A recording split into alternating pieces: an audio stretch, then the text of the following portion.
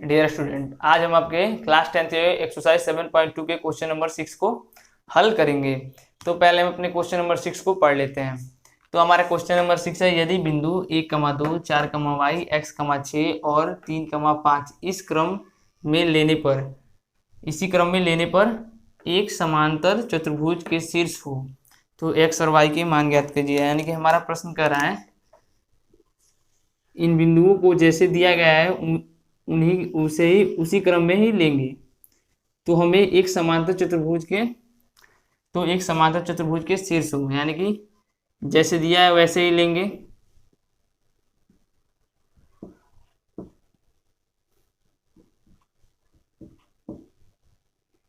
तीन कमा पाँच, यानी कि हमारा बिंदु जैसे दिया है वह उसे ही क्रम में लिए, तो ये एक समांतर चतुर्भुज के शीर्ष हो प्रश्न कर रहा था।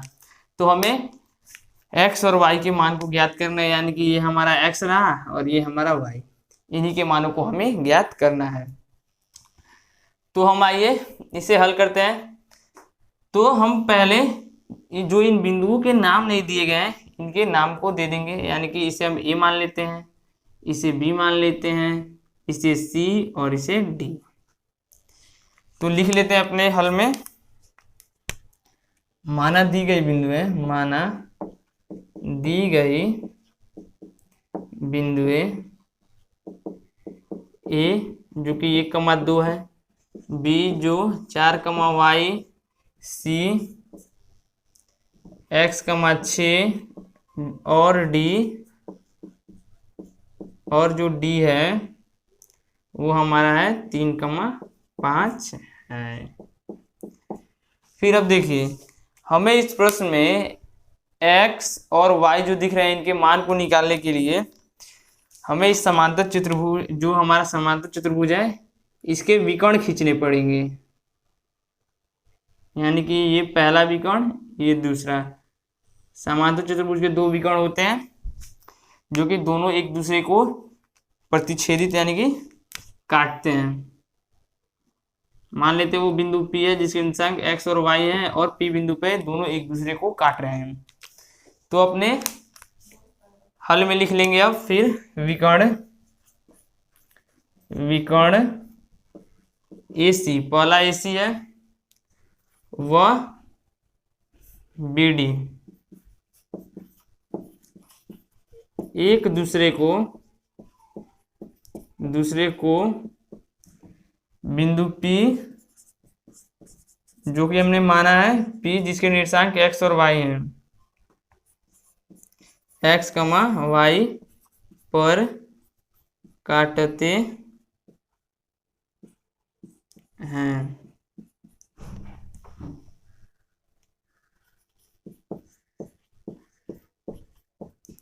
तो हमने बाद में क्या लिखा, विकर्ण AC व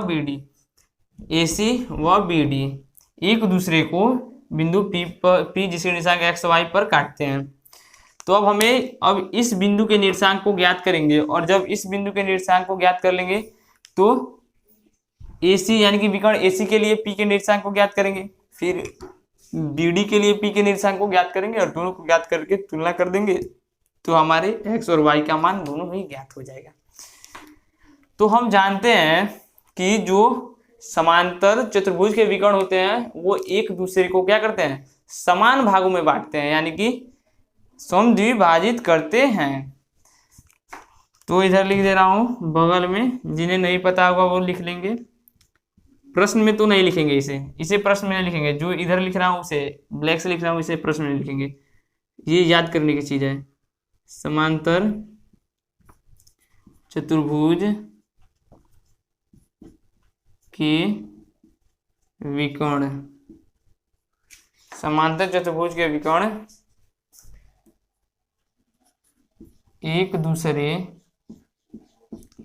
को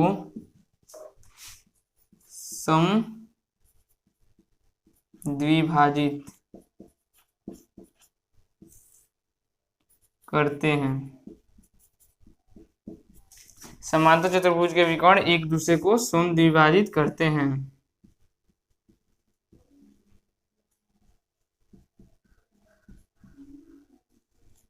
यानी कि समान दो भागों में बांटते हैं बराबर बराबर। तो देखिए, तो अब हम पहले विकर्ण पे काम करेंगे और पहले विकर्ण से, यानी कि पहला विकर्ण एक रेखाखंड है और उसके मध्य बिंदु P है, जैसा कि मैंने यहाँ पे लिखवाया। तो लिख लेंगे विकर्ण, लिखेंगे जब विकर्ण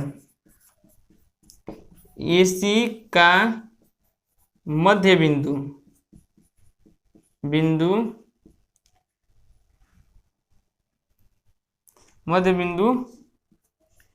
P जिसके निर्देशांक x और y हैं, तब विकर्ण AC के मध्य बिंदु P जिसके निर्देशांक x और y हैं तब, यानी कि ये जो विकर्ण है इसे हम यदि बाहर निकाल दें, यानी कि ऐसे ही है और इसका नाम A व C है,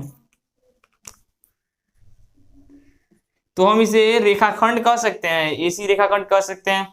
और ये जो P है इसके मध्य बिंदु पर है, यानी कि यहाँ पे है P जिसके निर्देशांक x और y है वो मध्य बिंदु पर है।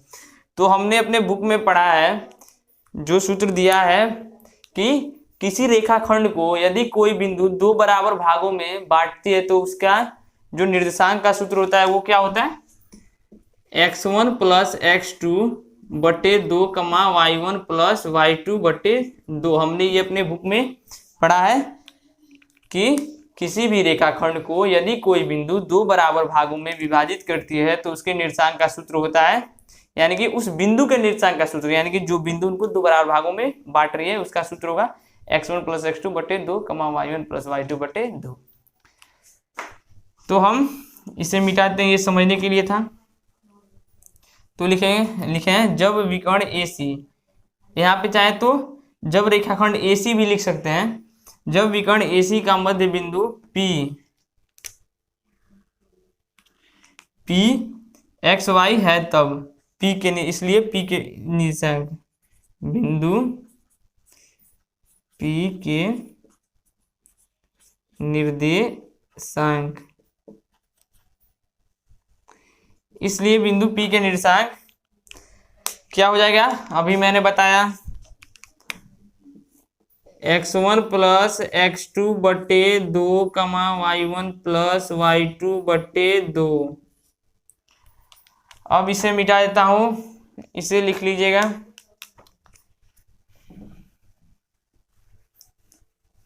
तो अब देखिए ये हो गया।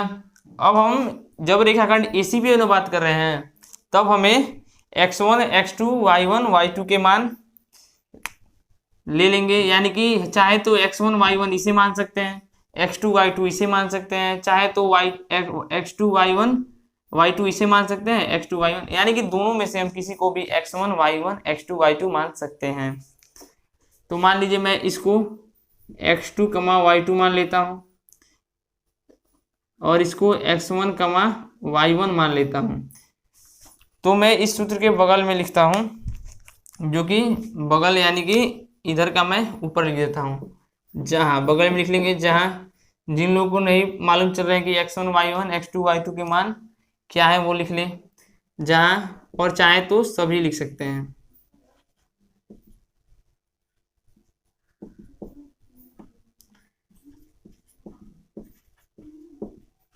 तो देखिए x1 का मान मैं x माना हूं और y1 का मान 6, x2 का 1 और y2 का 2। आप चाहे तो x1 y1 इसे मान लीजिए या x2 y2 इसे मान लीजिए, वो आपके ऊपर निर्भर करता है आप किसे मानेंगे। तो ये नोट कर लीजिए इसके बगल में, और मैं इसे मिटा देता हूँ। अब मैं इन मानों को उठा के अपने सूत्र में रख देता हूँ। तो हमारा x1 है और प्लस x2 है, तो x1 का मान x है और प्लस x2 का मान 1 है और बटे 2 सूत्र के हिसाब से। फिर y1 का मान हमारा कितना है, 6 है, प्लस y2 का मान 2 है बटे 2 हमारे सूत्र के अनुसार। तो इसे हम समीकरण 1 मान लेंगे, इसके आगे तो हल होगा नहीं, समीकरण 1 मान लेते हैं। चाहे तो इसे जोड़ के 8 बटे 2 भी लिख के समीकरण, यानी कि ऐसे एक लाइन और बढ़ जाएगा और 8 बटे 2 समीकरण 1 हम ऐसे भी मान सकते हैं। तब हम इसे यहाँ पे लिख देंगे। अब मैं इसे मिटाता हूं। अब हमें दूसरे विकर्ण पे काम करना है जो कि हमारा BD है।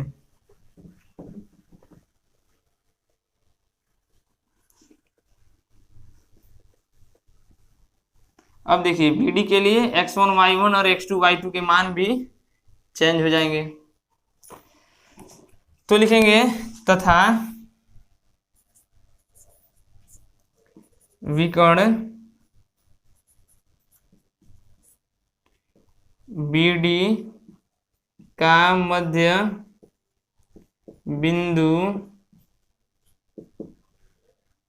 P जिसके निर्देशांक x1 y1 सॉरी x और y है तब। तो विकर्ण अब हम देखते हैं कि विकर्ण BD का भी मध्य बिंदु जो है वो P ही है। तो विकर्ण BD का मध्य बिंदु P जिसके निर्देशांक x और y है तब P के निर्देशांक यानी कि जो मैंने बताया कि किसी भी रेखाखंड को कोई बिंदु दो बराबर भागों में बांटे तो उस बिंदु के निर्देशांक का सूत्र हमारा होता है x1 प्लस x2 बटे 2 फिर y1 प्लस y2 बटे 2। तो ये हमारा हो जाएगा। इसलिए बिंदु P के निर्देशांक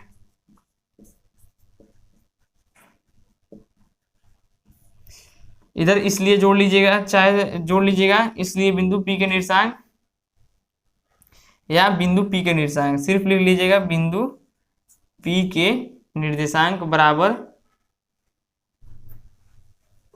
एक बार अच्छे से लिख देता हूं, बिंदु P के निर्देशांक बराबर, तो हमारा सूत्र यही वाला लगेगा यहाँ पे भी। तो हमारा हो जाएगा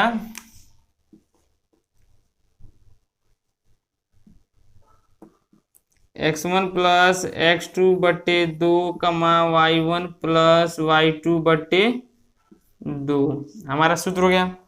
अब जहां करके x1 y1 और x2 y2 के मान को रख लेंगे। तो मैं इसे मिटाता हूं, इसे नोट कर लीजिएगा। और हमें चूंकि इस समीकरण की आवश्यकता है इसलिए मैं इसे यहाँ पे बगल में लिख देता हूं। तो हमारा समीकरण है जो ये है 1 + 1 बटे 2 8 बटे 2।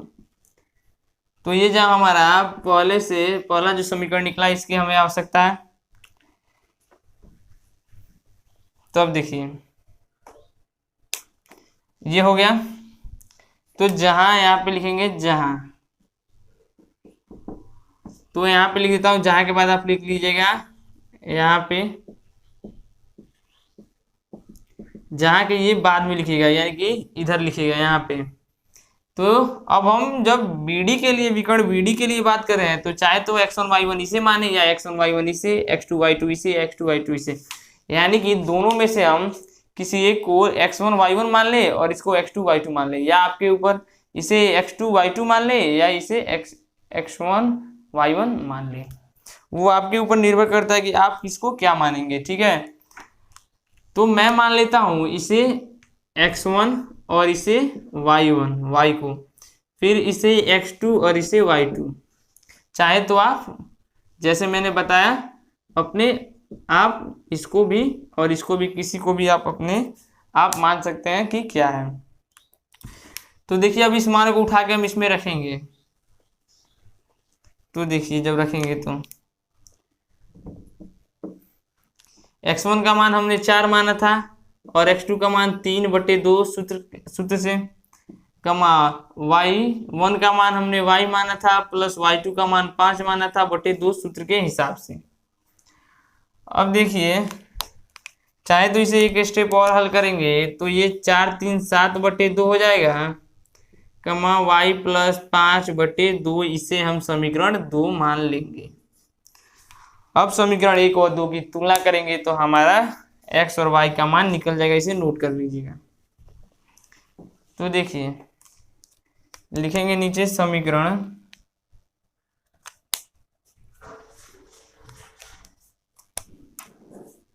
समीकरण 1 व 2 की तुलना करने पर, समीकरण 1 व 2 की तुलना करने पर।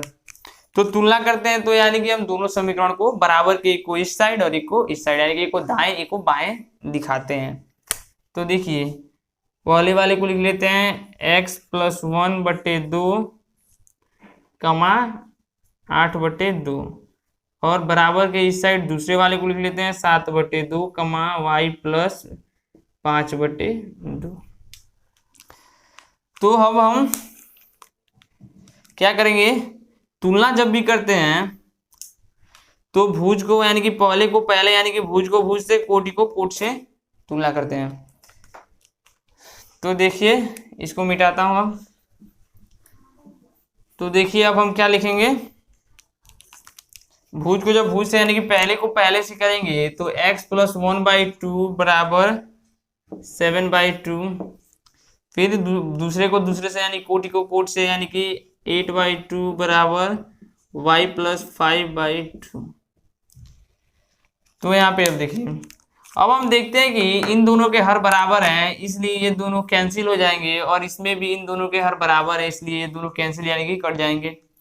तो अब हम इसे हल करेंगे तो ये आ जाएगा x + 1 बराबर 7, और ये हो जाएगा 8 बराबर y + 5, यानी कि यहाँ से x का मान हमारा निकल जाएगा 7 - 1 बराबर यानी कि 6, और यहाँ से हमारा y का मान निकल जाएगा 8 - 5 यानी कि y बराबर 3, यानी कि हमारा x का मान 6 आया और y का मान 3 आ गया। ठीक है, तो इस प्रकार जो हमारा क्वेश्चन नंबर 6 है वो हल हो चुका है।